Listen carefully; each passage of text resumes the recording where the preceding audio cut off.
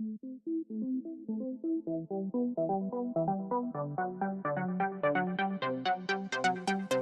everybody, and welcome to the HTML All the Things podcast, episode number 33, Leadership with Scott McCarthy. I'm your host, Matt Lawrence, and I'm joined again by my co-host, Mike Curran. What have you been up to this week, Mike?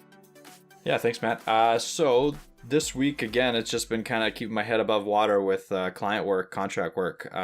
Just have the big project deadline coming up this week, trying to get everything done. Really focusing a lot on, again, the task management side of it, project management side of it, a little bit of delegation work here and there. So trying to round myself out into actually becoming a little bit of a leader in certain aspects, which ties perfectly into this episode that we're going to be recording. So what about you, Matt? So this week, a little bit less leadership stuff and more like a rabbit hole. Went down a rabbit hole of learning service workers. So I know nothing about service workers other than the fact that they are able to keep progressive web app elements and data offline and make the things work offline. And so I had to, I started diving into them. And whenever I dive into something that is brand new, I like to just read a little bit, get my bearings, and then I'll kind of try it out. And I got into one of those situations where it was like, service workers are a worker, and then there was like a link to workers. I'm like, oh, okay, what's that? Go here, read about that. And then it's like, and then service workers also like use promises. If you don't know much about promises, you should go read that. It's like, okay, click that link, learn about promises. Then that led me to a YouTube channel, which I was, just watching. There were 3-4 minute real quick tutorial videos online. I was just watching these videos, and then they had videos that were like, oh, these are better than promises. And I was like, okay, what's that? So before I knew it, it was like 3 a.m, and I was like, okay, good. So what we've decided today is I'm just going to kind of dive in and just see if I can make this stuff work offline and hope for the best. But I mean, I have a bit of back knowledge now. So we will see how that goes. In addition to that, I've been also editing a video that Mike put together a couple weeks ago, and I've been actually putting it together, so hopefully that will be on YouTube soon enough. However, in this episode, it's going to be a little different. It's a interview episode, as we've done in the past. So in this episode, we sit down with Scott McCarthy, a leadership specialist and host of the Moving Forward Leadership podcast. He started developing his leadership skills at the early age of 12 when he signed up for the Royal Canadian Army Cadet Corps, which eventually led to him serving in the Canadian Armed Forces. We catered this particular interview towards small businesses and independent entrepreneurs. However, Scott offers a wide range of advice on his website and his own podcast. So make sure you check out the link in the show notes, which are going to be some links to his podcast and that type of thing. And without further delay, let's just cut right to the interview. All right, everybody, we have Scott on the line here, but as we always do, before we start up the episode, I'm going to go through these segments that we will be covering today. So segment number 1 is introduce yourself, and that's obviously Scott going to be introducing himself and his backstory. Segment number 2 is starting out. Segment number 3 is types of leader. And of course, the recurring segment, web news, which is called difficult situations this week. So let's kick it off. Let's not delay any further with segment number 1, introduce yourself. Hey guys, first off, thanks for having me on the show. It's much appreciated and an honor to be here. I guess a quick Coles Notes version of myself. I grew up in a very rural Newfoundland outport town. So Newfoundland being the eastern part of Canada. Grew up there until I was 18, and literally the day after I graduated high school is the day I joined the Canadian Army. Left home and didn't look back, right? So I've been in since 2001. This is my 18th year of service now. And a long story short, I served in Kandahar, Afghanistan, 2009 to 2010. And what I was doing was a very different mission. I was mentoring members of the Afghan National Army. So shoulder to shoulder with them for 7 months. Came back home to Canada in May 2010 and got posted to Borden, Ontario at our logistics training center. So my background in the Army is I'm a Army transportation officer. So fast forward, a couple more years, and I just got the bug for helping people with leadership, because leadership is definitely a cornerstone of what I do. When I was, mid-20s, I was leading a platoon of just up to 84 soldiers. And then my most recent core leadership post, I was commanding a squadron of over around 200, which I just gave up this past July. So that's Cole's Notes version of me and my experience. And yeah. Awesome. How you liking it? Do you like? Are you still like really active, or what is your goal with it? Are you going to keep going? Are you kind of on your way out? Like, how does that really kind of work in that type of career? Between the Army or the podcast and leadership coaching? The Army stuff. Yeah. So no, I'm definitely still moving forward in my career in the Army. It's definitely my primary function, primary goal in life. I got another 25 years is the first pension point for us. So when I'm at 18 now, so I got another 7, and then it's time to start reevaluating right at that point. But definitely going to keep pushing forward. Actually, this upcoming summer, I'm going to be heading more towards your way, Matt, down to Toronto for a 10-month master's program in defense studies, which is basically lining up for my next promotion and then next posting after that. So going to keep moving forward, but at the same time, I'm definitely enjoying what I do with moving forward leadership. It's definitely a great side hustle for me, and something which I hope to transition down the line. Awesome. That sounds. I didn't know that. I didn't know that you were supposed to keep the career for so long. It's pretty interesting that you can kind of go for separate trainings and that type of thing, and that's pretty good. What would you say that? Your leadership, like the training and the consulting and the podcast, would you say that is going to eventually become full time as you reevaluate, or are you kind of thinking of something else? That would be definitely the goal for sure. At some point, everybody leaves the Army, and unfortunately, what too many people do is they don't have a plan after life after the Army, right? At 25 years in, I'm going to be 43 years old. Still a lot of kick left of me to go at that point. And I think running my own business as a coach, as a consultant, that would give me the most flexibility to, one, support my family, but two, is still contribute and help people out in a meaningful way that I enjoy mostly. So yeah, I'm gonna keep pushing on the Army side of the equation, but keeping in mind of the leadership consulting as well. Awesome. Cool. I think we'll move on right now to kind of contrasting into that to segment number 2 here, which is starting out. So we have a series of questions here for Scott, and we're just going to kind of conversationally go through them. And then, like I've already mentioned, our web news is conversational, but it's also going to be leadership themed this week. So first question here is, do you think that leadership is more of a school learned skill, so like note taking, reading, etc., or more of one that you learn by putting it into practice? So I will say that there's definitely elements of both. There is no teacher like experience, but at the same time, if you don't know what to do, you end up doing what you know. So for people that don't have any leadership experience, then that whole school aspect of it comes into play and becomes very important.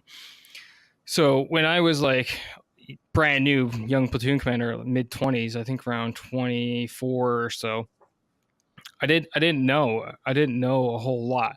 And now one of my things is I'm actually becoming very critical about the leadership training program within the Canadian Forces. And not to say that we don't develop great leaders or anything like that. We do for sure, but I think there's definitely room for improvement within the system. And I think it's that aspect of the school learn skill of it. So it's definitely a bit of both, but people definitely, if you don't have any experience, you should definitely go out and, there's a ton of resources online, from podcasts to courses. Go to Chapters, Kohl's, whatever bookstores nearby, Amazon, if you don't want to actually walk to one, and go through the leadership section and have a look. There's so many books and resources out there today that you can definitely start off and start learning and then start applying for sure. That's interesting that you say that, because I think that's important to hear, because a lot of the sort of web entrepreneurs, or the new kind of newfangled entrepreneurs, if you will, who are all online, always say, like, the heck with the school system, just, go at it, just keep hitting your target, just keep trying things. And it's kind of refreshing to hear that, say, hey, no, like, let's kind of take a step back. And sure, like you said, learning stuff with experience is obviously very important. However, obviously having like a bit of those like sort of like professional already like time tested notes from those books and from more of a traditional education is still very important to have as sort of a foundation, and then you kind of go from there. So it's definitely refreshing to hear that. Yeah, for sure. And there's a couple of different aspects to that, what you were saying there. So I agree with people in the business sense of, go push forward, get your products out there sooner than later and all of that mentality, which makes sense from the business standpoint. From a leadership standpoint, you also got to keep in mind, you're talking about people's lives here. And if you don't have any skills in the background, then you can actually have serious detrimental effects on their lives in the end for the people that you're leading. So there are definitely some differences between the two, and that's the reason why. And one of the things with going out and especially reading books on the subject, what people are writing out there is based off of their own experience. So basically what you're getting is a couple 100-page book of someone's experience. So you're taking 20 odd years of experience, condensing into a book, consuming that, and now suddenly you've taken this person's experience from them and hopefully learn from what they've written so that you can go ahead and apply it. So it's not fully of sitting down in a classroom and learning about it. There's definitely other ways to do it too, right? Yeah, exactly. And I think that kind of lends itself to kind of how colleges are doing it nowadays. And Mike and I went through that, where we did like a lot of in-class training, of course, which had hands-on classroom learning, which is a little bit different than field stuff, in the form of labs and actually like applying our electronics knowledge and that type of thing. And then, of course, we went into co-ops, which we've mentioned several times on the show, where it's, it's kind of a mixture there, where you're getting, that professor's 10, 20 years, whatever it is, experience. Then you're applying it in the classroom, so it's more controlled, and then you kind of like let out in the wild and kind of tracked for it and marked for it. So it's super interesting to hear like that people, because like I said before, it's this weird new age of just these people that are just hammering down like, oh, the school system's bad, do like become an Instagram influencer or whatever is the newfangled thing, right? It's always some newfangled thing online. And so it's definitely refreshing to hear that traditional stuff is still very relevant today. I think we'll move on to question number 2 here, which is how closely would you relate self-discipline with leadership skills? So should you work on your self-discipline before trying to lead others? That's a great question. And basically I sum it up with, if you can't lead yourself, then who can you lead, right? And not to say that we don't all have our challenges. Heck, I got my challenges in some of the goals I want to achieve in my life. But I definitely still have that self-discipline to make sure I have my stuff squared away. I'm taking care of myself, because if I can't, then I can't help anybody else. And it goes back to that whole when you go down the airplane, right? And they go through the whole safety briefings, and they tell you, in case of cabin depressurization, to put your mask on first, and then help others to put theirs on. Exact same thing. So think of the mask as your self-discipline. Put your self-discipline on first. Take care of yourself to make sure that you're good to go. Learn whatever you can learn. Keep yourself mentally and physically fit. And as well, be an expert in your field so that you can turn around and then start managing everybody else and start leading your team. So yeah, self-discipline is definitely a crucial step in becoming a leader.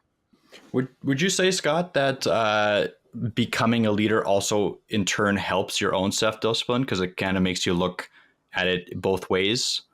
So maybe like before you're a leader, you kind of have a more laissez-faire attitude because you don't have anyone to report to, or you don't have anyone reporting to you, most importantly. But when you become a leader, you have people looking at you to, lead them, to be an example, and that kind of in turn influences your own discipline and your own work discipline and stuff like that. Yeah, I definitely would agree with that on multiple fronts. So first off, one of the best ways to learn something is becoming an instructor of it, right? And as a leader, you basically have to be like that. You have to be a coach to your subordinates. You have to be that mentor. You have to be that instructor. So you end up becoming an expert in whatever field you're in. If you're in IT, you end up becoming an IT and web development or app development or whichever field you're specifically in. The other part of that is it's kind of like, I have 2 young kids, right? So when it was me, it wasn't a big deal. I take care of myself. It's nothing. Then my wife came along. Yeah, start worrying about her, but she's also a grown adult who can take care of herself. Now we got two young boys, and you're leading them. I'm leading them on taking care of them who can't take care of themselves, who need guidance, who need direction from me. So that's exactly kind of a parallel there. So yeah, I would agree with it for sure. Cool. And it's definitely interesting to hear, like, a lot of people, when they see, whatever TV shows out there or whatever, you always see the boss always yelling, but there's that hidden part where you need to be the mentor, you need to be that extra person.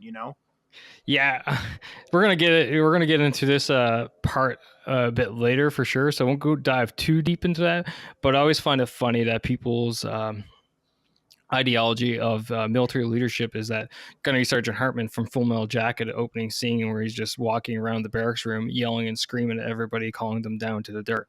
The reality is, it's not like that. That couldn't be further from the truth.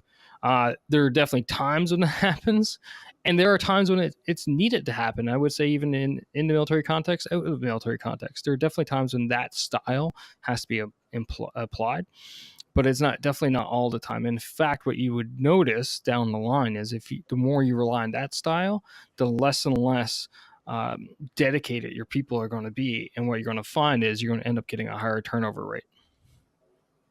Right. It's sort of like that. It's sort of like that philosophy where it's like, building somebody up and encouraging them is better than just straight up just nagging them and yelling at them, because they're just going to become like, okay, I don't know what I'm doing, I'm just going to do the bare minimum so I don't get yelled at, or just get yelled at the minimum amount, and then I'll just move on. Yep. They're not encouraged to do better themselves. No, exactly. That's exactly what's going on there. So you end up just destroying them more and more, to the point where they, like you said, either they do the bare minimum to either not get yelled at or not get fired and not really help the company progress, or they end up just taking their time, looking to go somewhere else where they can fit in better. Awesome. I think we'll move on to the next question here. So when entrepreneurs are first starting out, they're generally alone or with a small group of other company founders. This leaves them partially or completely isolated from leading other people, a skill they would need to develop should their company grow and hire employees down the road. What advice would you give to someone looking to up their leadership game before they hire employees? This is actually one of my favorite questions that I get either on a podcast like this or when I'm coaching people. And it's so evident with entrepreneurs, and for good reason. Before I get too deep, entrepreneurs have a really hard time letting go when they start hiring other people, right? Mm-hmm. And it makes sense. When you're an entrepreneur and you're the only person doing your job, or one of two doing the job, you're doing everything. You're the CEO, you're the CMO, or your CFO, you're CXO, right? Insert some kind of letter there. You do it all for your company, from the actual product development to the sales to the marketing, everything. And you, as the entrepreneur, as the owner of that company, you have a crystal clear idea in your mind, the vision that you have for your company. Then when you come along, you start, hiring more employees. Well, they're not going to have that exact same vision as you. And the problem with entrepreneurs is they don't trust very easily, which sometimes is a good thing, but often it's not.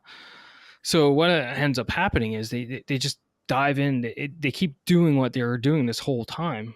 Whereas what they should be doing is like, no, I've hired these people to do this job for me. So if you outsource or you hire people to go marketing for them, tell them what you want, give them your arcs of what we refer to your arcs of fire, or boundaries for it. Tell them this is your vision, and then let them roll with it. So as an entrepreneur out there who's listening to this, who not necessarily has anybody hired yet, but is thinking about hiring, or even outsourcing, i.e. getting another company to take on marketing for you, social media for you, whatever, what you want to do is start learning about delegation, because delegation is what I refer to as a leadership force multiplier. If you can get delegation down pat, what you're going to end up happening is you're going to, multiplying yourself across the board, empowering those to, one, take action, two, make decisions on your behalf, so that you in turn can worry about the strategic level issues within your organization, not necessarily the nitty-gritty details that you've gone ahead and hired all these folks for in the first place. So that would be my advice for people out there. Start learning about leadership, especially the delegation, on how to properly hand off tasks to others, how to get them get them to understand and know about your vision for your company, your organization, so that they can go ahead and take the strain off of you, because that's what they're there for. Yeah, and that's really good advice, by the way, Scott, because in our industry with web development, we have another aspect to it where we have, even if we're not leading another person, a lot of us need to have like a designer on our team or need to like outsource design aspects of our code and stuff like that. And that, what you're saying with like letting someone run with your vision is a very hard and key point for even that process, for even a small one-to-one relationship. And I've definitely struggled with it, but recently I've kind of exactly done what you're saying, is you give them your vision and let them do what they do best, because they're the professional in this situation. And usually what happens is they take my vision and up it to, like, 2 or 3 fold what I could have even imagined. And yeah, sometimes you have to get into the point where you have to kind of like lead them back to your vision, but that's a lot easier done when they've already kind of put their best foot forward, rather than, you clamping them into one little aspect of what you think that it should be right, where, you might not be the professional in this situation. So yeah, really good call out. Yeah, absolutely. And honestly, delegation in this question is a full podcast episode for me. I can go into the detail how to do it properly, and both sides of the fence, i.e., with your subordinates or if you're outsourcing, because really it's very similar, almost to the point of being the same. But I'm going to give a couple quick tips and then give a great story of how delegation or failure to delegate will destroy your company. So a couple quick tips is, one is your vision, making sure you articulate that to whoever you're delegating to. The second thing is arcs of fire. So what are the boundaries within this task that you're delegating to them? What can they do? What can't they do, right? The third thing is follow up. How often do you follow up? How do you follow up? Make sure you have a set follow-up plan so that you can catch these things like you just mentioned, Mike, these little problems, and basically fix them before it gets to the point of no return. So those are the three very quick tips. And my story is this: I was coaching a business entrepreneur, who's grown their business, mid double digits now, and he was explaining to me that he was away one day at a conference, and one of the things that I worked on them was, okay, when you're at conferences, when you're at these networking events, make sure don't worry about your phone, because you're there. You need to be in person with everybody who's there to build those relations. And if you're stuck on your phone, then you're not going to be building relations. Therefore, you could be missing out on potential clients or different opportunities, etc. So he took that advice, and he comes to me in a coaching call one day, all ticked off with me, because what happened was, while he was at this conference, he had his phone off, and they had a request for proposal in for a bid to get a potential client. Well, at that day, the potential client said, "Hey, we got a small change. We need, amend the request for proposal with these couple of things. Can you get back to us to end of the day today? Because it goes to the board this evening, and then they're gonna pick, who they're gonna go with."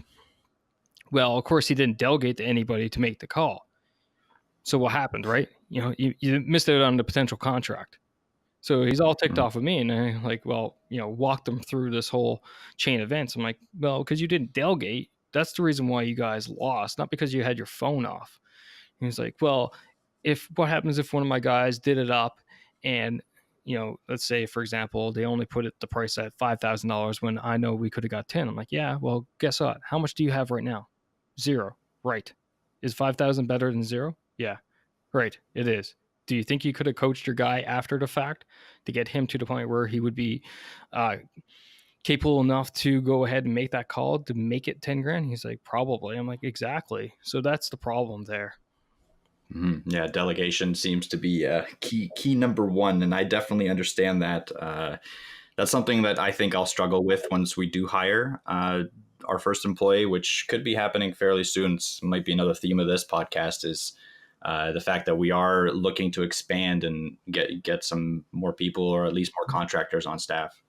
So yeah. Yeah, and I fully understand the entrepreneur's point of view. It's their baby, right? They basically gave birth to this company. But I always say, if you love something, give it a go. I.e., if your ability to take all the decisions, you got to let it go to let the people who are the professionals within their sphere make those calls, so that you can worry about your level stuff. And that's kind of where entrepreneurs have a really hard time transitioning from that in the weeds and down on the dirt, getting their hands dirty, to getting up to that more of a, I hate to say it, but white collar level, where they're doing more of the leadership, more of the management aspects of the job. But it's a necessary transition at one point. And I think what's interesting about that particular part there is the fact that I think people are more trusting, and certainly we're more trusting of people that are required but not within our passion. So for example, we will, at the end of each year, for year end, we'll just hire an accountant and they just deal with our stuff, right? We don't care. Like, I don't personally care about finances that much. So, and neither does Mike. So we just kind of let it go, and we like, okay, that's their realm. But when someone comes to us and they're a contractor for, let's say, a website, and that's what we do every day, then we're going to be like, no, it should be blue, or like whatever. It's you have a harder time letting go of certain things, and easier time letting go of others. And I think that passion level really plays into it. Yeah, for sure. And a lot of people, they're like, "Oh, I have a hard time trusting. You have to earn my trust." I'm like, "Oh, that's the wrong way to look at it, right? You should trust first, because you know what? 99% of the people out there in the world want to do a good job. They want to do a good job. They want to put their best foot forward. They're here to either gain experience, have a full-time career, job, whatever. They're not necessarily there to, sink your business, screw you over, whatever. 99% of the people out there are good people. So unfortunately, that most people look at the 1%, right? They're like, "Oh, I don't trust them because I don't know them." Well, you know what? Trust, and you'll be surprised what actually happens. Yeah, it's interesting. I think maybe like the distrust even can possibly be from having like bad customer service in the past and that type of thing. But what people should be really thinking of, because I mean, if you think about a business yourself, you think of your experience with other businesses, and of course you're like, oh, that customer service was terrible, I don't want my employees to do that. But you kind of have to like kind of breed that culture of like, let's have good customer service, let's do this, and then let's, like you said, delegate out. Here, this is our vision generally, whatever, and you guys do the nitty gritty while I sit back and manage it, but let's keep in the same sort of direction, sort of thing. Yep, absolutely, for sure. I can keep going for all night. I don't know if you guys want to or not, but yeah, so let's move on to the next question here before we get hung up here. A common mentality for new entrepreneurs is just to dive in and figure things out when you get there, which could lead your business into disaster. What's your opinion on this mentality? Should people prepare more before they dive in? So yeah, we kind of hit on that, right, as we were talking about. So again, it goes right back to the conversation we just clued up. Delegation. So if you bring people into your team for a specific reason, I always say know enough to be dangerous, but know that they're the experts, right? So answers are easy to come by. It's the questions that matter. So whenever I'm in leading a team and I don't necessarily know everything. For example, my last job, I was a squadron commander of 200 soldiers. That squadron is divided up into 3 different troops, each with their own responsibilities. One was a transport troop, i.e. trucks, moving stuff. Another one was a supply troop with supplies, contracts, and all kinds of different other things. And the third one was a maintenance troop, fixing trucks, vehicles, weaponry, all kinds of different things. I have a transport background. I'm not supply, I'm not maintenance. So whenever these guys came to me with problems, it was more about asking the right questions, hearing what they had to say, and then, making the best call at the time with the information I had. So what entrepreneurs need to do, especially when they have a team below them, which they've, hired or contracted, you need to keep a step back, look at the picture holistically, ask the right questions based off the situation, and then make the decision based off the information you got at the time. Because what too many people will do is they'll just keep diving deeper and deeper and deeper into the problem, and then you get into a whole scenario of analysis paralysis, right? And I can tell you that a bad decision on time is better than a good decision too late most of the time, because the situation will change. In a business context, your competition will pivot, or they'll scoop up the contracts underneath you. So you're better off, making decisive decisions on time versus getting too deep in. And that's really interesting too, because it really plugs into what Mike and I've been doing the past couple weeks. So just to sort of bring it back to web dev a bit, I'm doing a little bit of work on what's called a service worker for one of our apps, and to make stuff offline. And just to really briefly sum that up, like, I've never done that before. I don't know what I'm doing. And so, like, but I'm the one that will be implementing it. So I'm going through and doing the research. And one of the things that I'm finding is, it's like, oh, do this. And, you got to go and find out what a worker is. It's like, okay, go learn that. Then you don't even get another sentence in. And then it's like, oh, what's this word is? And then you go and, you look that up, like, you go look up what that thing is. And then you're reading another whole book. So it's almost like you're reading like 3 full books rather than just the book on the main goal. And so what we have eventually decided now, as of we were having a discussion before the show, is that what we're going to do is we're just going to look up the problem and just sort of dive in and get it done. Otherwise, I'm going to be just sitting there reading every related concept that possible, just to do this one thing, which I could maybe do, not be the most proficient at it, but at least it would be done. And then I can always, if the project changes or whatever, I can always adjust myself, rather than me reading 3 manuals on like what's going on. So it's kind of interesting how it's kind of playing in, even though Mike and I are just the two of us, and we're just kind of leading ourselves, if you will. It's still like those skills still need to kick in, and you should kind of delegate that to your staff. Yeah, for sure. It's awesome. And, if you think of it, of the most common and basic example of people who want to get in shape, for example, I know this may seem a bit off topic of leadership, but just to dive back into what you're talking about, so many ways to achieve something, okay, what diet should I follow? Well, just type diet in Google and see how many different types you get. Oh yeah. Oh yeah. Right? So it's like, keto, carb cycling, high fat, low carb. What else is there? There's intermittent fasting now, yada, yada, yada. 6 meals a day, 3 meals a day, 2 meals a day. Only don't eat after 8 p.m. I can keep going.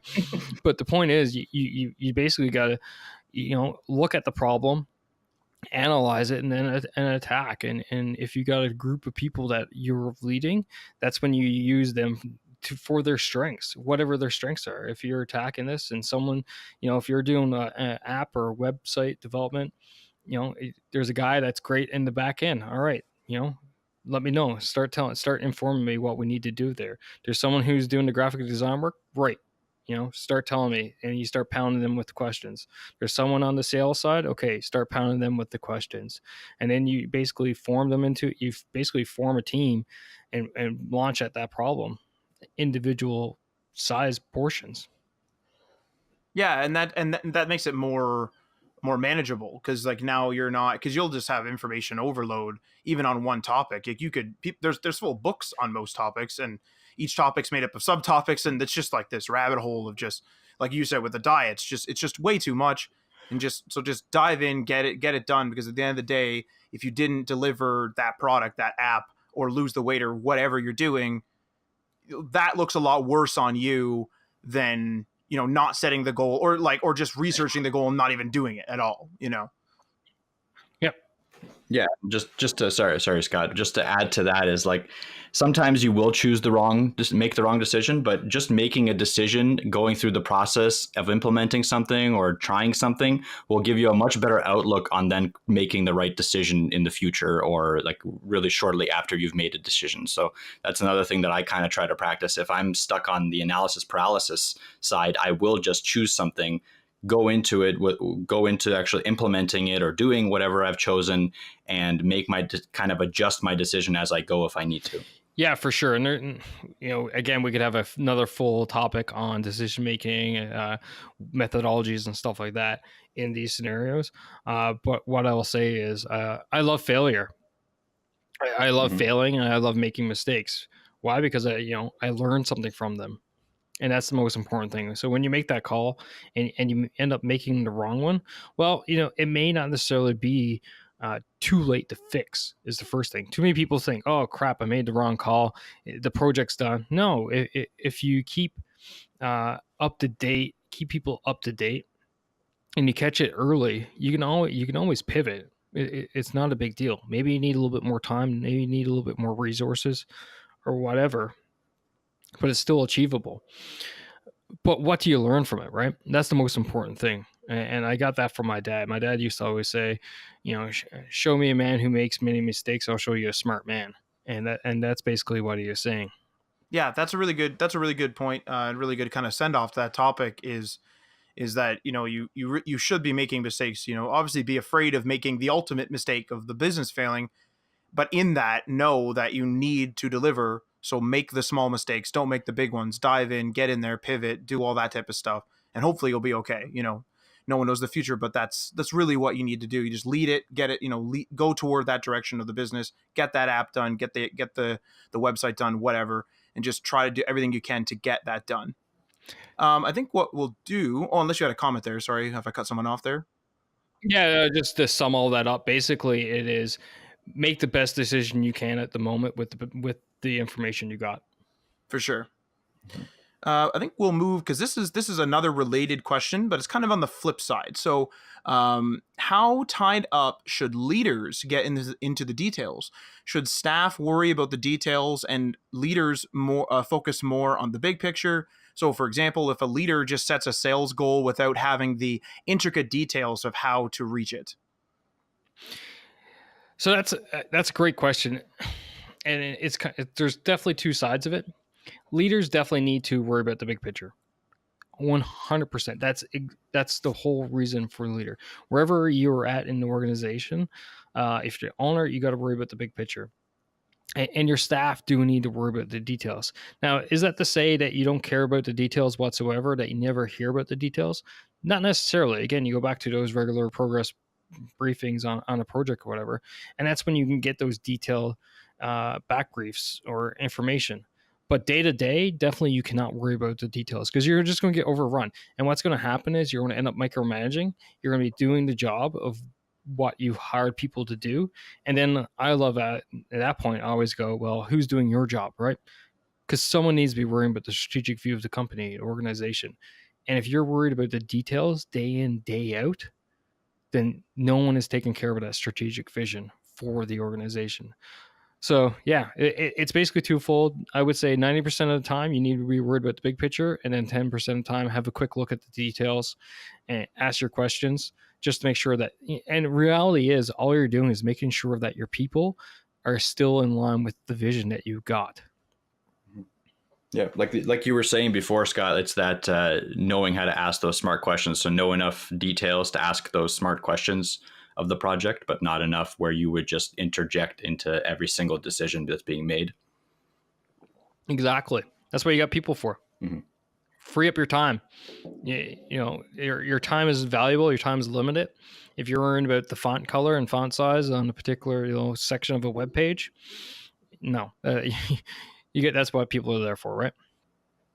And those questions too, I would assume, really lend itself to, that if we're taking the real simple example we had of setting a sales goal without knowing the intricate details, you obviously don't want to take, $100,000 a year company, let's say, with 3 employees, and then just suddenly be like, $2 million, the boss just says that, so you have those numbers, you have enough detail where you're like, okay, let's stretch the goal a bit, but let's not kill everybody on staff, Absolutely. So I can dive into a lot more detail on many of these things, aspects here, on proper goal setting measures, how to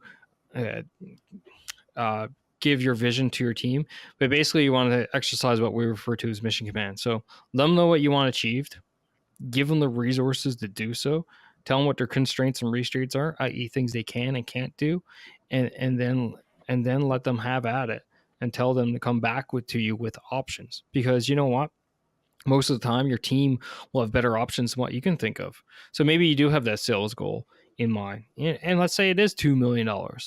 Maybe one of the guys has a brilliant idea that's he's into the tech blogs in the back channels, learns of a new thing that's about to happen and say, hey, if we can get in on this company or this activity, we can meet that sales goal in one foul swoop. But if you're the one that said, all right, we're gonna achieve $2 million and we're just basically going to do cold calls and emails, is that really realistic? I'd say probably not, right?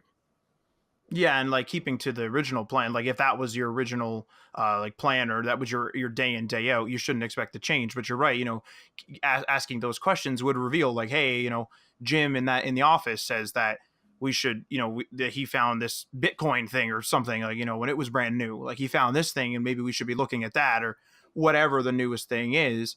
That could really, really boost things. It could double, quadruple, whatever your business, if it's something that goes viral or whatever. So it's really important to not just be blinded by the fact that you're the guy in the office. You really do need to ask those questions, and that really does reinforce that. Absolutely. Um, Yep. I think we're going to move on to the next question here, which is many people that are thinking of starting a business are looking to stash some money away from their day jobs so that they can slowly lower their hours to work on their business idea. Given that their day job is a different experience from their would-be business, how would these entrepreneurs transfer any leadership skills they're learning on the daily to their new potential business? That's a great question, Matt, and it's very applicable. Basically, the principles of leadership are the same across the board. They're applicable across the board. Why? Because there's one common denominator, and that common denominator is people, right? But what you can't do, what too many people try to do, is use cookie cutter solutions. Well, I did it in my last job in this particular scenario, and it worked out fine. So I'm just going to take it over here and apply it over here. Unfortunately, it doesn't work with people. Why? Because the situation is never the same. The person is never exactly the same. The circumstances is never exactly the same. So what you need to do is take your leadership skills that you got from one job, apply it to your next, but into overlay the next. Okay, I got this situation. I have this experience. How does this experience relate to the new situation? And overlay it. And then basically start making, your decisions from that point. So for us, I change jobs every 2 years. Right.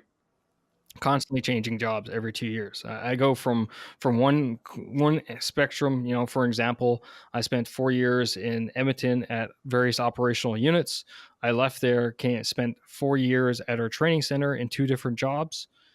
Left there, came to Kingston, Ontario, and was in a high readiness deployable unit for 2 years. Literally walked across the street into a command billet of what we refer to as a static unit, i.e., non-deployable unit, for 2 years. I think you guys get the picture, right? But I keep hauling those leadership experiences and taking them with me to each one of these new jobs. But I always look at it in the context of the job I'm in right now today, and using that experience as an overlay and saying, okay, how can I apply it? That's a really good way to outline it, because you'll often hear from people who are struggling at something. They'll be like, "Oh, but I've been doing this for 30 years, and like I'm just doing what I always done." That's like a really common line you'll hear from people that are really struggling with a new business venture, and it's like, yeah, but it all that really people care about, not to be blunt, but all people really care about is the results, and your 30 years experience or whatever it is doesn't really, that doesn't help the situation. They should be using that experience to they should morph their experience into their new one, not just do the exact same thing, because clearly it's not working and results are the only thing that matters. Yeah, there's nothing that's going to sink an organization quicker than the words, "It's always been this way." Oh yeah, that's a big one. That's a big one, especially in the big businesses. It's always been this way, and I hear it all the time too, right? Or we've tried that before and it didn't work. Right, but is it in the same context? Yes or no? No. Okay, then you haven't tried it, right? So it really drives me nuts when I come to organizations and people do that. They're like, "Oh, we've tried that. It's always been this way. This is what works." Right, but the world's constantly changing. And I get into 3 different pillars of leadership. First one, being yourself. The second one being your people, and the third one being your organization. So this being, we're talking about your organization, leading your organization. And if you're not changing, you're dying. because the world's changing. The world might have changed by the time we get off this podcast. We won't know. Okay. Right. So if you're not keeping up with the times, if you're not, pivoting your organization, making those small corrections throughout the days, throughout the years, then you're just going to end up leading it into the dumpster. So yeah, you definitely need to continually transfer those skills, continually looking at it in the context of the situation you're in, but never look for that cookie cutter solution, because it doesn't exist. And if it does, you're basically putting a square peg through a round hole and shaving off the edges. Yeah, that's a really good way to put it, for sure. Were you going to say something there, Mike? Nope. Oh, sorry. I thought I heard you going to say something. No, I was just shocked at the exclamation that the world was going to change after this conversation. You're gonna check your Twitter. It could change. You never know, right? Right now. Be sure to check the real Donald Trump. You never know what happened. That's true, actually. Okay. So I think we'll move on to the next segment here, which is segment number 3, types of leader. So this first question in this segment is actually the reason why I thought of doing this podcast, is because I thought of this question, was like, oh, Scott's probably the guy to ask about this.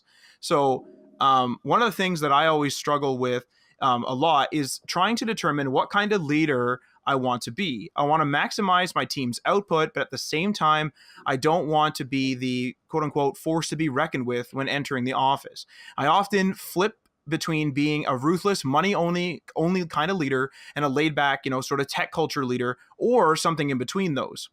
Does this kind of decision naturally work itself out as you gain more management experience, or is it more dictated by the stage of the company? So, for example, only the richer companies can afford to be laid back. That is a awesome question, Matt. And I wish I had a very simple answer for it, but the fact is I don't. So you're going to have to bear with me, because I'm going to have to go through a few different things before I sum it up with, basically 3 to 4 words. There are 50 million different leadership types out there, but you can basically sum them up in 2 overarching types. First being transformational. Transformational leaders are those inspirational leaders, the delegative types, the ones that, you see on the TED Talks and all this jazz. And then you have the authoritative leaders. Those are the ones that are, like you said, the forces to be reckoned with, the bosses that enter in and everybody suddenly goes quiet, the yelling, screaming types. Now, keep in mind, it's a spectrum, right? So on the right side, if you can picture it, there's the transformational guys. On the left side is the authoritative guys. And not to say that either one is bad or either one is good, they just are. So on the very far right side, you have the absolute laissez-faire leader, the one that basically doesn't do anything. Well, that's not good either, because you need to give vision, you need to give direction, you need to be there for your people. On the far left side, you have basically the ultimate extreme authoritative type. That's not good either, because no matter what you do, they're never going to be happy, right? They're going to be constantly yelling and screaming at you. So just picture that spectrum. Now, when we're talking about different stages of companies, well, let's go into different types of scenarios. Based off a scenario that a company may be in, may drive what type of leadership style gets employed. I.e., when times are good, a company may go ahead and accept the risk of being very laid back, letting their people explore, brainstorm, think of new ideas, etc. Very much what's going on at Google right now, right? Right. Google lets their people take, I think, a day or something like this, or half a day, just to do non-work activities, even in hopes to, let them bring something back into the company worthwhile. Well, if you have a company that's currently dying, well, guess what's going to happen? The leadership is going to be very more stringent. They're going to be very more strict. So to sum it up is, and I love this question because it basically gets one of the number one questions get asked is, what's the best leadership style?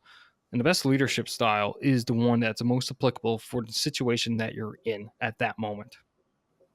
Because leaders, the best leaders out there are the ones that can go ahead and pick that one that fits that scenario perfectly and employ it. Okay. So for myself, I'm definitely more along the transformational side of things, day in, day out. Doesn't mean I don't go into the authoritative side, right? And that could be the same way for anybody in business. You may have a time when, you know what, you have the world's worst employee. For the past 6 months, they've been showing up late, not being productive, not doing anything, not getting along with the rest of the teammates, sucking out productivity, sucking out money, et cetera, et cetera, et cetera. Would we not agree it would be time to fire that person after having coached them for 6 months? For sure. I would, right? So you can walk in and you fire them. Well, that's extreme authoritative. You're like, sorry, you're done. You're out. Pack your things. Have a good nice day. And then you may walk down the hallway 5 minutes after that, and you may give the next year's predictions and be all inspirational. Right, right. So right. So all of a sudden you've gone from extreme authoritative to transformational within a span of 5 minutes. Because if you only picked the one type of leader, then if you go back to that scenario where you want to fire the guy, a transformational leader would be like, okay, so listen, these are all the problems that you have. This is what you need to mitigate it. This is what you need. This is what we're expecting out of you. This is how you need to correct your behavior, blah, blah, blah, blah. Well, you've just spent 6 months doing that. It's obviously not working. Right, right. Right. So if you stay in that transformational zone, you're never going to get to the authoritative zone of chopping off the cancer, which is bringing down your organization as a whole. Which, you know what? As a leader, sometimes you have to make that hard decision. And that's going to be one of those hard decisions is when you need to let someone go. It sucks, but it's going to be a hard decision that has to be done. So as I said, you're going to be going between that spectrum constantly, day in, day out. What I would suggest is, though, the worst leader I ever had was someone who did that, but it was completely ad hoc. You never knew what you're going to get based off the scenario. All suddenly I'd show up with one situation, which I thought, there was a crisis, and she'd be like, don't worry about it, Scott. It's not a big deal. We'll take care of it, blah, blah, blah, all that, inspirational, transformational, all that jazz. And then I'd speak to her on another topic, which would be like, okay, this is not a big deal, however, blah, blah, blah. And she'd start losing her mind. And was like, what? This doesn't make sense. It's like a lottery. So you want to be consistent. I would say that being in an authoritative zone is probably not where you want to be most of the time. However, sometimes it's required to be in there, but you can't always be in that transformational zone neither. That's a really good way to sum that up, because I think we all see, and like we've mentioned this before, even in this episode, we all see the leader that's always yelling, screaming. And if you watch, like, if you think about even the tech leaders, Steve Jobs, in any sort of the movies that he's in, at least the ones that I've seen, people depicting him are always yelling, screaming, and being extremely being very, I can't remember the word, authoritative. Yep. Authoritative, thank you. Authoritative against his employees, and yelling at them, saying what they're doing is garbage and that type of thing. And then that was his sort of driving force. But I mean, at the end of the day, he did get fired or got removed in some way, and then had to come back, certainly. But it was, I would assume, I wasn't there, but I would assume it's because he didn't have much wiggle room in that way. And so that's really important to think of, is because I guarantee a bunch of the people that are super authoritative out there are probably thinking like, oh, well, Steve Jobs did it. But it's like, yeah, but Steve Jobs did it, but he didn't exactly have an easy time. He had a pretty tumultuous past with Apple, which he started. You know what I mean? So that's an interesting way to put it. He was extremely transformational as well. So he, like Scott is saying, he was very much along the whole spectrum. And maybe that's like, in the end, that's probably what made him such a good company, like a good CEO, because he was able to be that guy that stepped on stage and inspired like a whole company to go out and, work 12 hours a day and put like their whole life and soul into a company. And then he was also able to be that authoritarian kind of, I guess dictator would be a good word for it, but that would be the far extreme. Yeah. But I think like in the end, he was able to find a balance. Maybe at the beginning he was a little crazy, but at the end he found a balance and really, became an exceptional leader. And you don't want to play, especially, I don't like playing the yelling, screaming card too much. Mm-hmm. I only use it for specific situations. And I remember one time on my last job, I was livid with the senior leadership that were just below me, absolutely furious. So I walked in one of our weekly meetings and I just had it out with them. I mean, like, I lost it, right?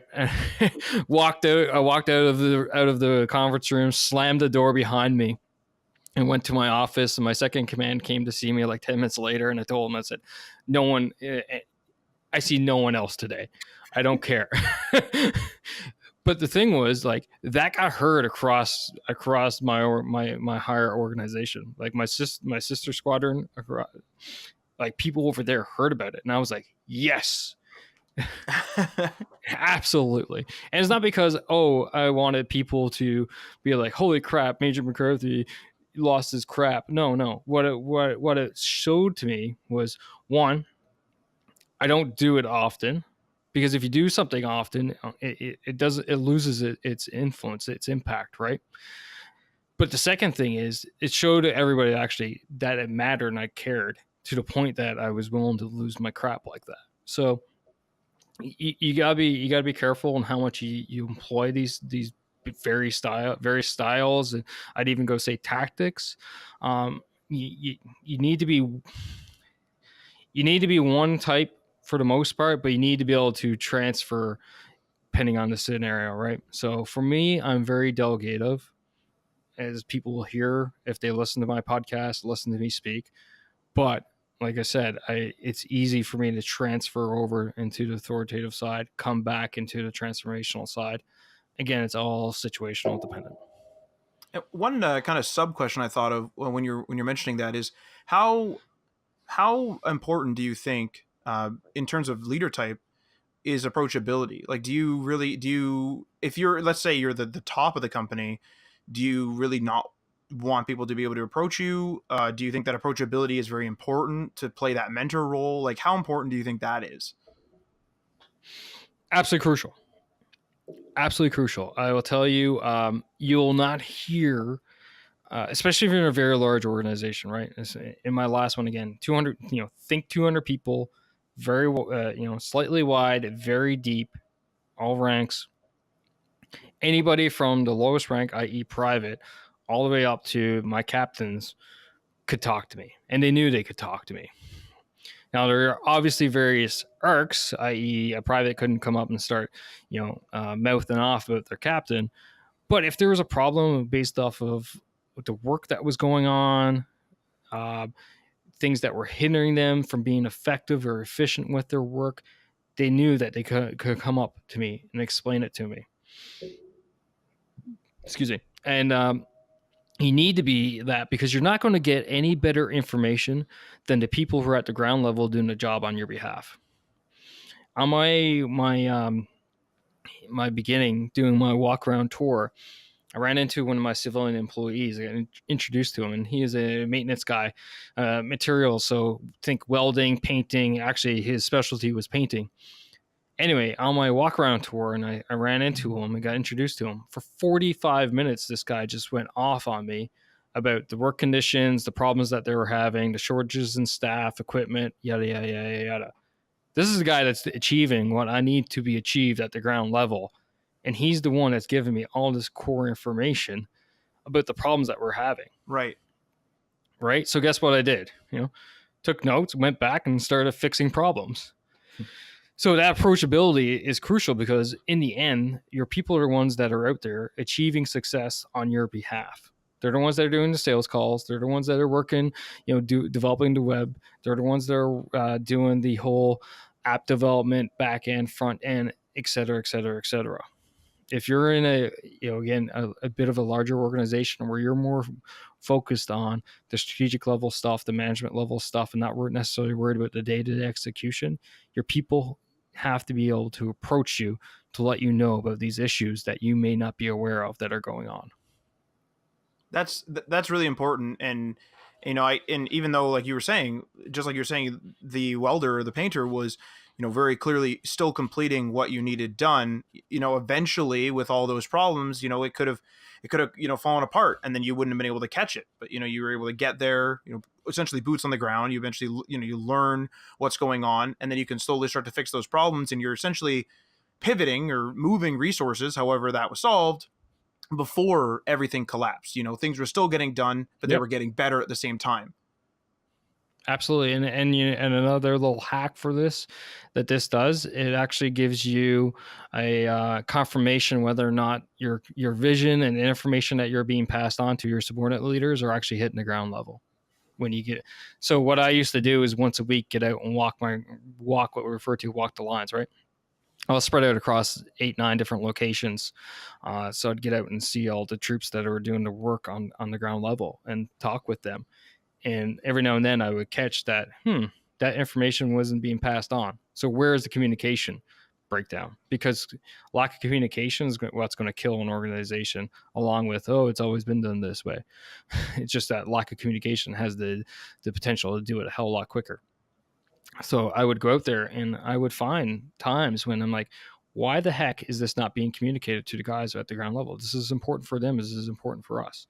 And I remember one time, one of the guys, actually that painter's supervisor I was talking to, he told me that he had put a request out for some training, but it got denied for a lack of funding. I'm like, what are you talking about? He's like, yeah, I got told it was denied for a lack of funding. I'm like, I'm the one that controls the money. I didn't say no.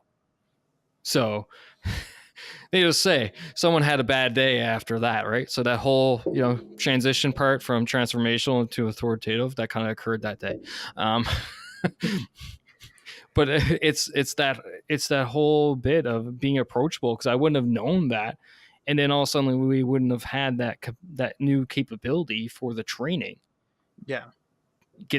So I ended up getting the training in. I got a new capability out of it, but that wouldn't have occurred if I wasn't approachable. If they're like, oh God, here's the boss, everybody run and hide because he's an arsehole to talk to. Well, you know what? You're not going to find out these things. 100%. Yeah, you're just gonna scare everyone away, and then when you run out of whatever materials, or you run out of will to do your job, or people start quitting because they're being overworked, you'll be like, what's happening? And it might just be too late at that point. So that's really, it sounds like approachability is like even more critical than I was originally thinking.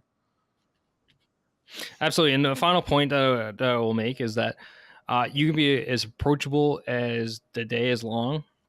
You can have that open door policy. You can be that guy that everybody gravitates to talk to, but know that there will always be people out there that just will not approach you regardless and won't be open to you, won't talk to you. And that's just the way life is.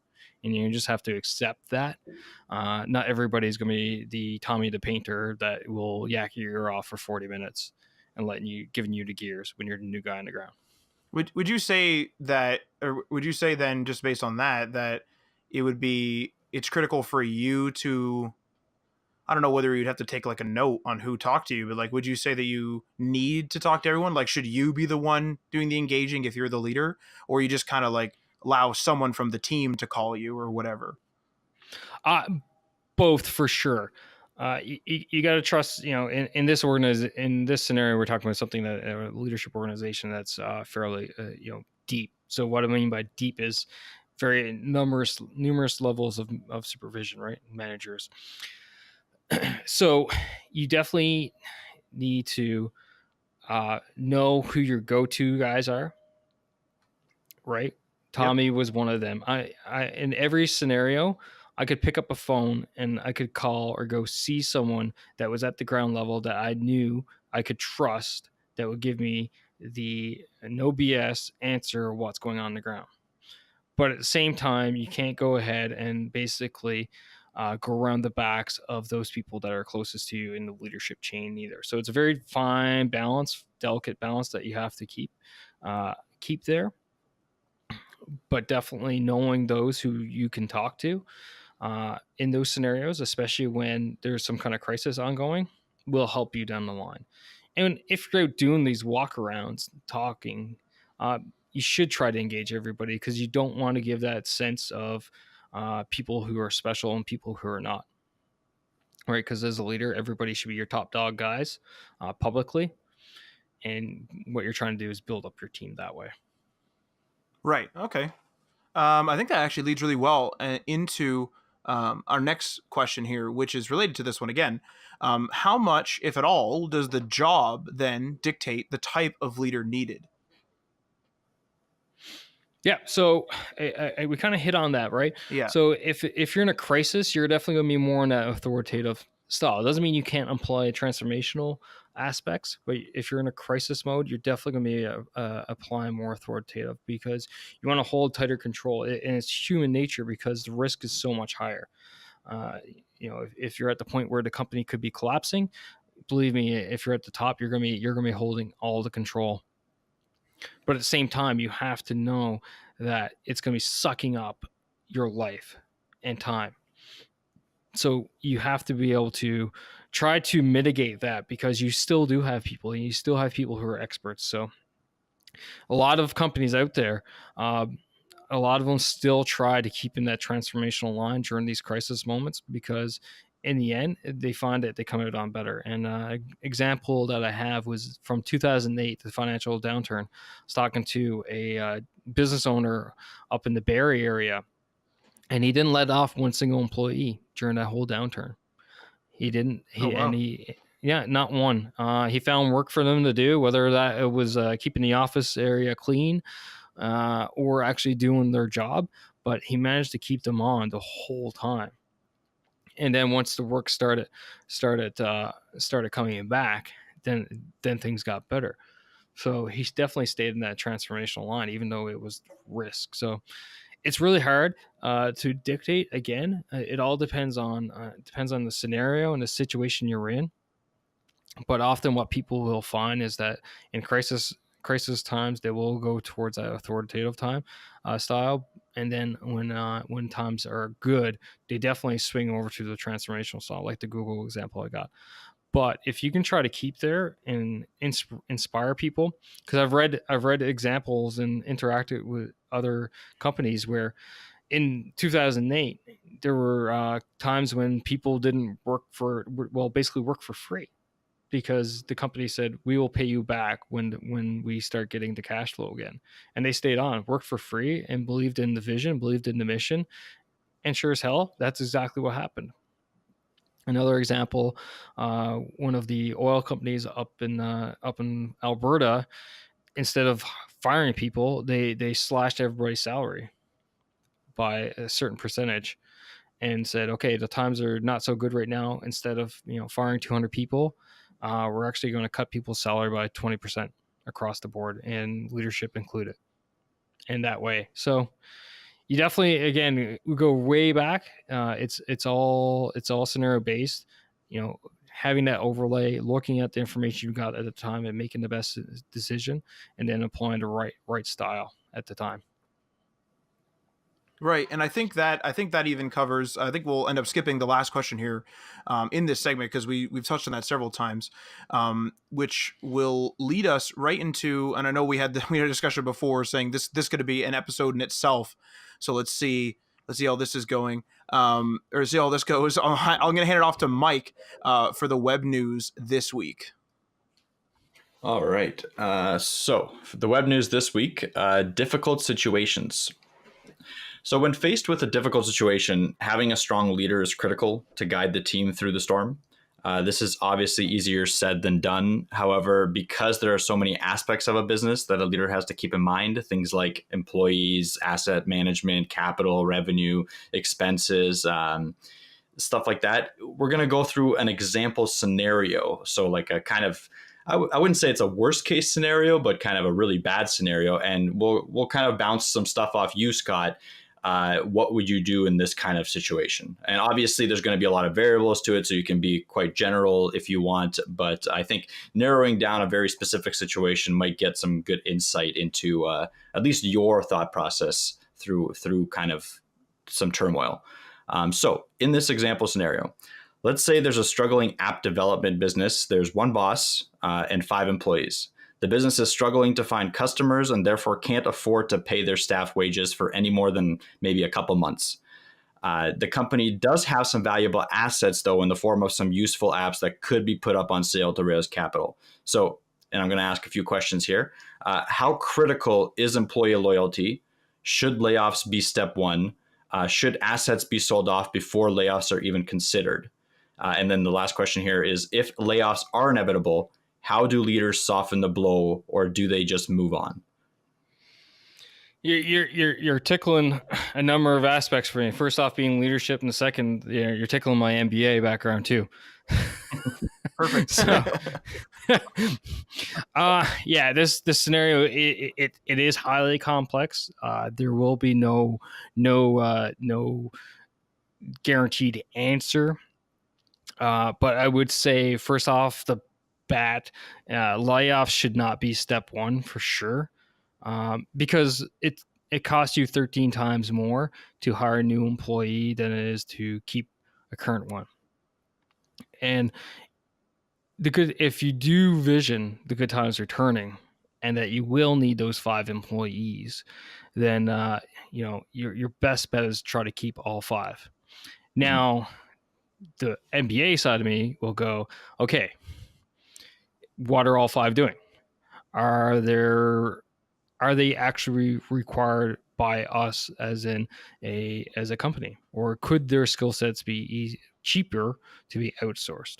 So I'm kind of going back on exactly what I just said, but in the end, leaders end up having to protect the organizations that they lead, right? And through protecting the organizations that you lead, you're also actually protecting the people that you lead, because the organization is there to help them in the end.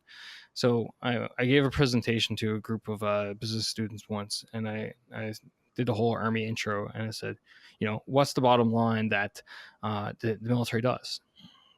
It save lives. And at the end of the day, that's what we do. We save lives. And I said, what does business does? And people, throughout, make capital, make money, blah, blah, blah, blah, blah, all that shit. I said, no, a business makes money. They sell products, makes money. Who makes or sells the product? People, right? What do people get in return for that? Money. What do people do with that money? Well, they buy houses, food, cars, yada, yada, yada. Right. If people don't have a house, food, shelter, etc., what happens to them? Well, they die. So effectively, a business is saving lives. Mhm. So to swing that into this conversation, a leader has to be protective of the organization, because it's providing for the people that it employs. So you do need to do that analysis. So you do need to go ahead and go through, and what are those 5 employees doing? Could it be outsourced cheaper to help? If one of them, for example, if one of them saying making 50 grand a year, for example, doing front end graphic design, but you can outsource that for $15,000 a year. Well, it ends up becoming, it sucks for that one individual, but for the remaining 4, it actually helps them out. So that becomes, those tough calls in leadership. So you have to go through that analysis, right? But end of the day, if you can keep your people, like I said, it costs you 13 times more to hire someone new than it is to keep the existing person in there, assuming that they're doing a great job. Yeah, totally. And yeah, right. So, and again, it kind of goes back to that whole should assets be sold off before layoffs are considered? You have to do that analysis. You have to do analysis. What are you going to get in return? You're basically going through all kinds of different decision analysis, what we refer to in military context as co-analysis. So courses of action, i.e. the different options that are available out there for you. And you're going through these and analyzing each and every single one of them, what their potential outcomes are, what their potential impacts are, risk, etc., to essentially make the best decision that you can with the information you got at that time. So does it end up being that you sell off some assets? Maybe it is. Does it mean that you end up having to lay a couple employees off? Maybe it does.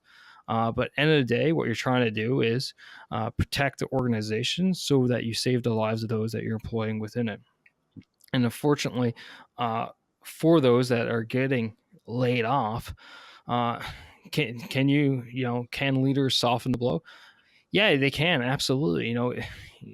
And unfortunately, some people will take layoffs 100% personal. It's just the nature of the beast, because we're talking about people here, and we're talking about their livelihood, because from their standpoint, they're not looking at it as that you're helping to save those other 4 or 3 people.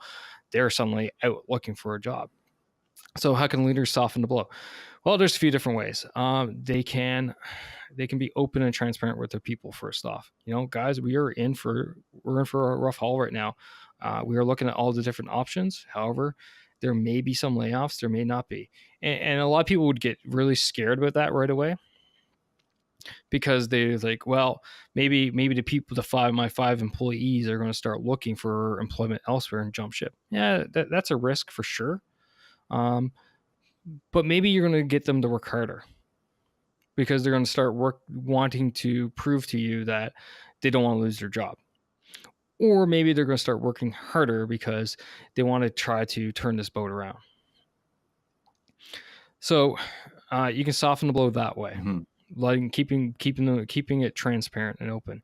You can soften the blow if you do end up letting someone go, letting them know that, you know what, if we get this, we're keeping your info on file, and if we get this turned around and we get back to the point where we want to be, you're the first person I call to come back here. And if you find something, I fully expect that they will go out looking for something else, obviously, and that's fine. But you will be the first person I give a call to refill this position. Even though you're letting someone go, you're still being loyal to that person. Yeah. Keep the humanity in the layoff, right?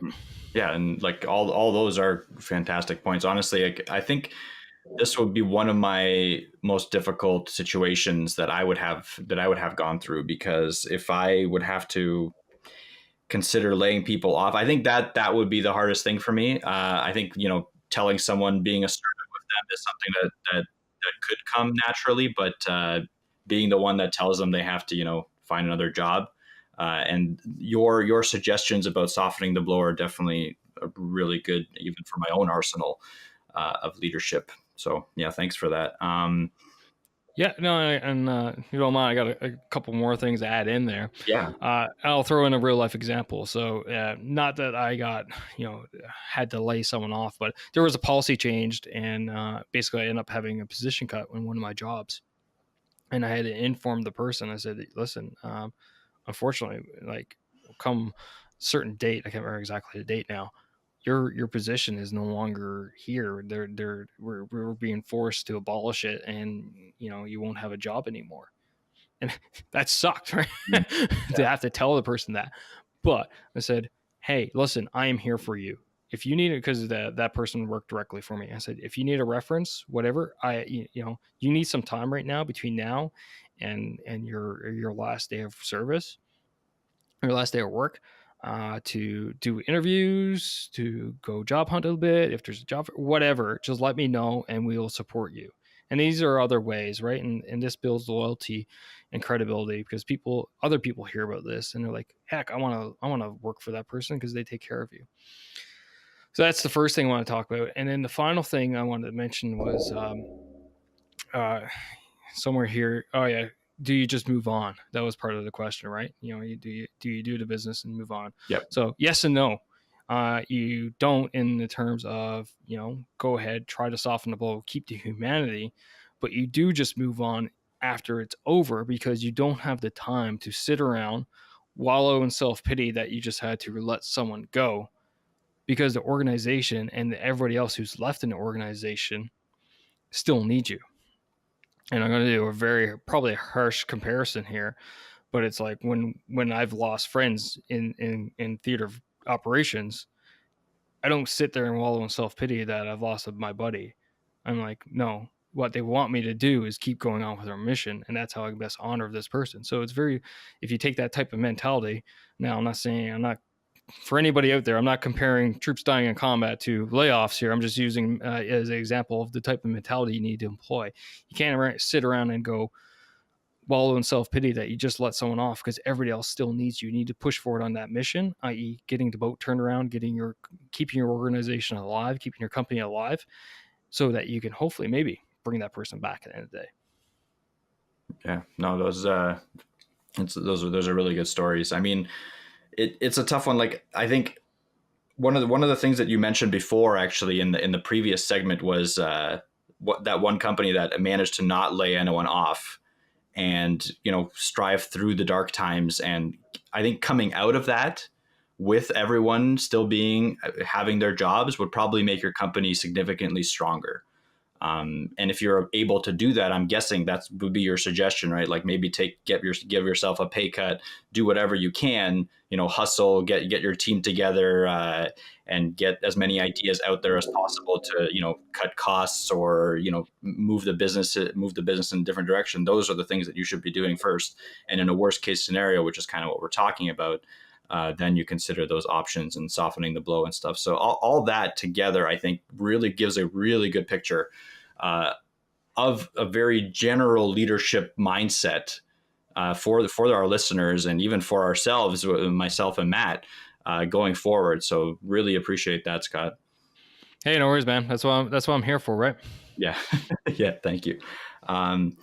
Yeah, and then as a final question here, just to kind of tie everything together, what would be the main goal that the leader should push for in this kind of scenario? So, like I was saying, is it really like keeping all the people employed, or is it kind of maximizing the profit at the very time, which I guess would be very closely related to keeping everyone employed, obviously, or is it like that, liquidating all their gain capital for themselves and retaining assets? What would be, in your opinion, the ultimate? Yeah, the ultimate goal for me, in my mind, it would be for the business owner, leader of that business, this scenario, to try to keep his organization alive. That's ultimately the main goal, right? How you go about achieving that, again, it's so very dependent on the scenario that we've kind of hit on. These are all just different options, right? Keeping people employed, maximizing profits, liquidating capital. I wouldn't say for themselves, I would say for their organization, or retaining. These are all different options that the business owner would have on their plate, that they would have to analyze and make the decision on. But ultimately, it should be all towards the goal of keeping the business alive for themselves, well, for their people and themselves. Cool. And thanks for that. And I just want to say thank you for your service, Scott. You're an active member, so thank you very much. I appreciate it. Thank you. And I'll pass it off to Matt to give any sort of other comments on the web news or wrap it up. Yeah, I kind of thought of one piece that I was really, one of the things that kind of hit home to me was the fact that it costs 13 times, I think you said, more to replace that person. And what I was kind of thinking of is that might be a really big factor. Actually, it probably is a huge factor in when a big corporation starts to literally come unraveled and they just start dumping like sometimes hundreds or thousands of employees. And then when, let's say maybe it was an economic downturn that did them in, and the economic, downturn, goes back up. So it starts recovering. You kind of see that company never be as relevant, as alive, or as, or in the zeitgeist, if you will, again, because they're not as big. In some cases, sure, like GM had a big thing and then they recovered. But in most cases, it's like, once they kind of drop off the map, it's probably because they would need 13 times the revenue to get those people back to then be a part of the zeitgeist again and to be as big as they were. And so that's a really interesting point.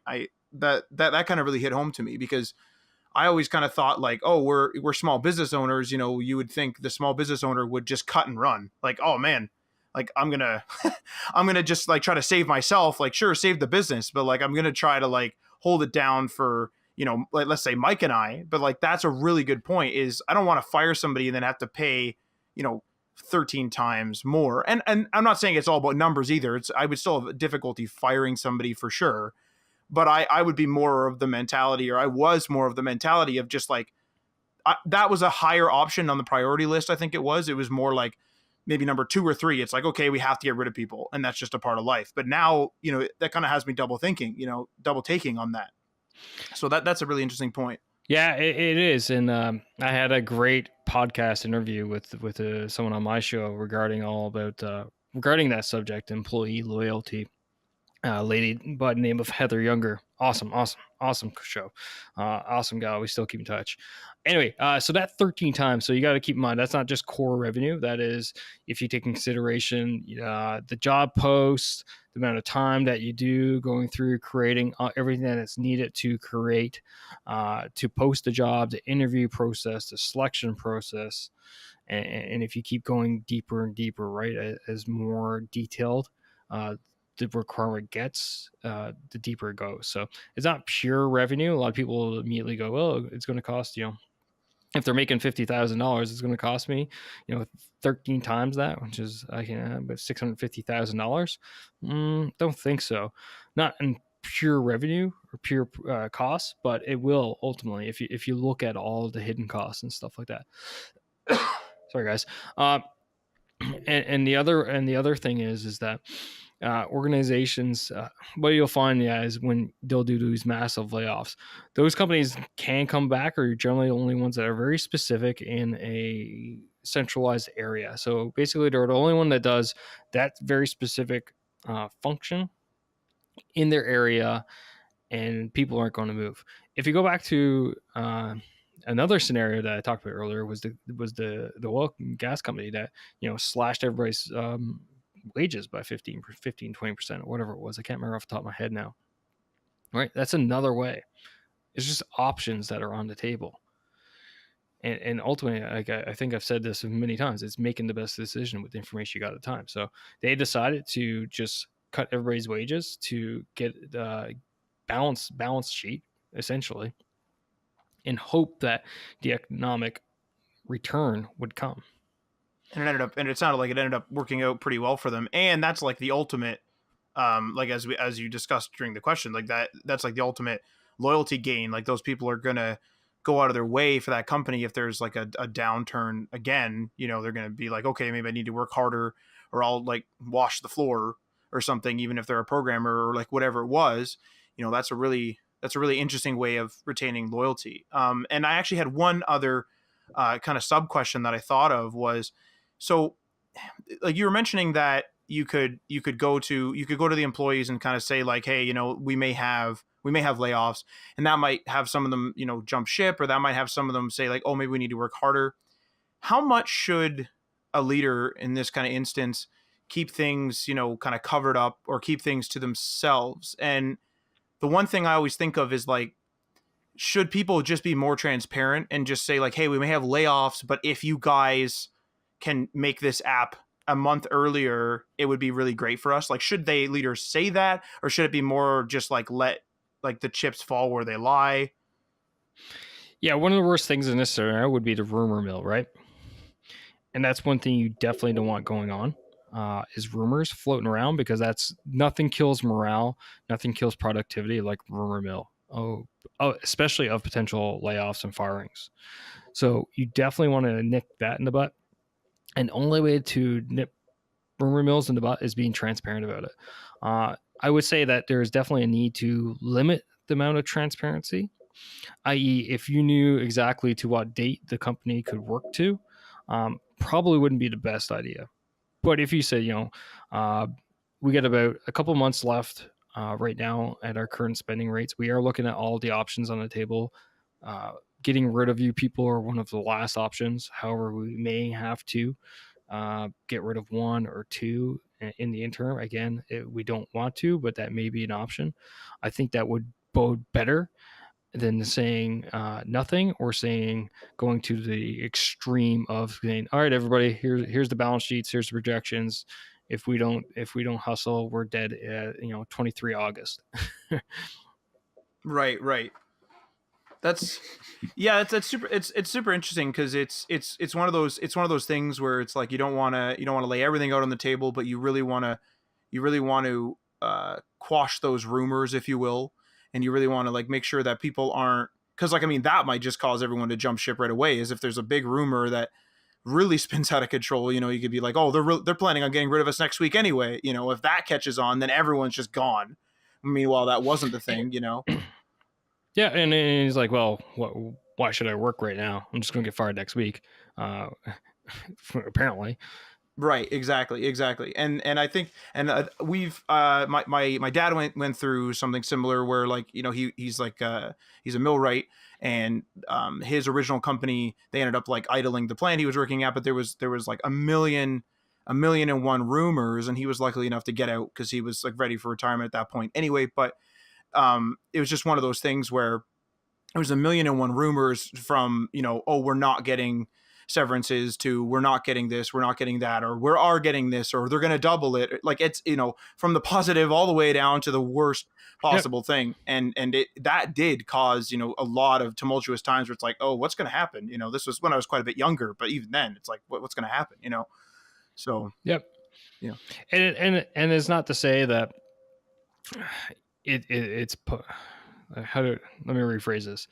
Rumors are going to happen, especially when the times are bad. So you want to get ahead of them and squash them as quick as possible. And even when times are good, rumors are still going to float around. Like, I used to always, it'd be amazed when I would be out on my walks and be like, oh, I heard this is going on. Like, really? Where did you hear that from? Because I can tell you, that's not true whatsoever. Right. So rumors are natural, especially as a organization gets larger and larger, or when times get tumultuous, like, where you're potentially closing up shop or layoffs. So you want to get ahead, you want to squash them, you basically want to give them as much information that to make them dangerous, kind of like I suggested, just to be transparent and give people the confidence that you're not, you are keeping tabs on the situation, and you are working towards the goal of fixing it, right? Because that's what people want. They want a sense of security. When people lose that sense of security, they're gonna be rats from a sinking ship. 100%, and that's probably the worst thing that could probably happen, especially when you need to be laser focused on actually trying to keep that ship afloat. So, yep. And actually, if I have one last bit, so if we go way back to leadership types and stuff like this, if you're in that authoritative zone all the time, people aren't going to give two craps. Like, well, you never cared about me. You never cared about anything I did anyway. So you know what? I don't care. Times are bad. I'm going to either milk this as long as I can. Meanwhile, I'm going to look for another job. But if you're an inspirational, transformational leader that cares about their people, that inspires them daily, they're much more likely to stick through the hard times, much more likely to work harder for you and to believe in the vision of the organization, the company, and go to bat and try to fix the problem that's causing you this turmoil. Awesome. That's really great advice. And unless anyone else has anything else to say, I think we're going to start wrapping it up here. I just wanted to also say, just as Mike said, thank you very much for your service, Scott. That's really appreciated, and I'm sure on behalf of all Canadians, that's really appreciated. And so thank you very much for that. Hey, thanks, man. Appreciate it. But before we run the typical conclusion, I'd like to invite Scott to take the floor with anything he'd like to talk about, anything that's going on with his podcast or otherwise. Yeah, for sure. If this is interest to you listeners out there, you can find me at movingforleadership.com. That's where my podcast show notes are hosted. At the bottom of the page, you'll find all my social media channels. If you really want to learn more, if you really want to get engaged with leadership with myself, as well as most of my podcast guests, you can join my free Moving for Leadership Mastermind, and that's a Facebook group. If you just go to movingforleadership.com/mastermind, it's a redirect link that's going to take you to there. Just a couple quick questions, and I'll let you in. Matt, Mike, thank you for your time. As a sense of appreciation, just a couple of free gifts for you and your audience. If you go to movingforleadership.com/download, you're going to get two chapters, free chapters of my ebook, The 9 Foundations of Leadership. Basically, that's going to set you up for success down the road. And as well, if you shoot me an email, scott@movingforleadership.com, I'll set up a 15-minute coaching call with you. You can shoot me any questions that you have, like we've discussed today. And I promise no pitches at the end. Is just my way of giving back and helping out. So we'll chat, and then if you really like what I have to say and find it helpful, then you can shoot me another email. We can discuss more in-depth coaching for you. Awesome. Thank you very much for that, Scott, and thank you very much for joining us.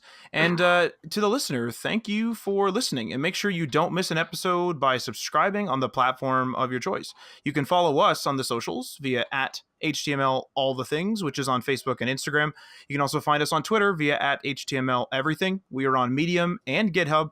And remember that we are also on Patreon, which is patreon.com/HTML All the Things. Check out the tiers and give that a go. You can find these links, as well as all the links that Scott just said and all that information in the show notes. If you want to see it in a written form, feel free to leave a comment or a review on the platform that you were listening to this on. And we are signing off.